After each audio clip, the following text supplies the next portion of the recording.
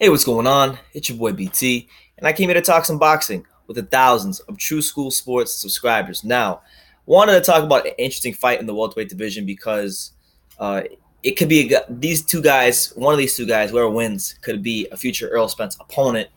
Um, I think they make for a good fight. I think they would make for a good little fight with Earl Spence because if they work their way into the mandatory spot, maybe a year from now, they might have to get the fight with him. But regardless of that, aside from that, it's a good fight that's been added to the Danny Garcia, Brandon Rios undercard, and that's Yordenis Ugas versus Ray Robinson.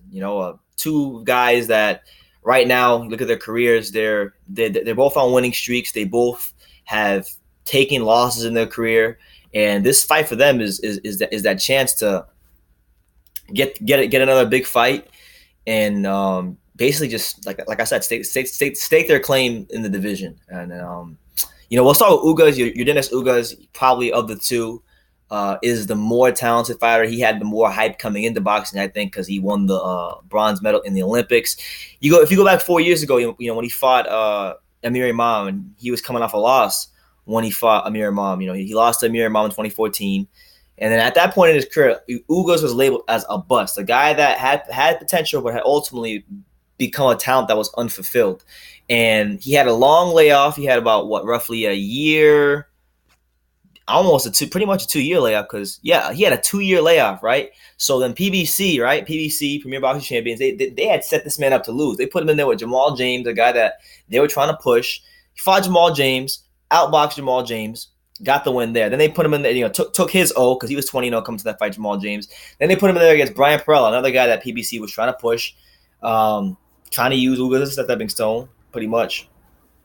And Ugas lost that fight as well. Not Ugas, Perella lost the fight as well. So he took the O's of two undefeated fighters that PBC was trying to push on their Tuesday night series. So there was that. Then you had his most recent fight against Thomas Delorme, a guy who former world title challenger and a good name. He had a great fight with him, back and forth, and a real back and forth fight. A lot of good action, a lot of good exchanges, and he got the win in that fight as well. So this is a man in Ugas who's pretty much been left for dead by boxing, and he's rebuilt himself back up for this big fight with Ray Robinson. Not the Ray Robinson you're thinking about, but the Ray Robinson from Philly. Now Ray Robinson from Philly, a good fighter, a good slick southpaw. On the older side of his career, 32 years old. He years ago as well. He had some losses to some notable names in the welterweight division. Two guys, one went on to become a world champion. The other went on to be a top 10 welterweight for a good amount of time. So we're talking about Sean Porter. We're talking about Brad Solomon.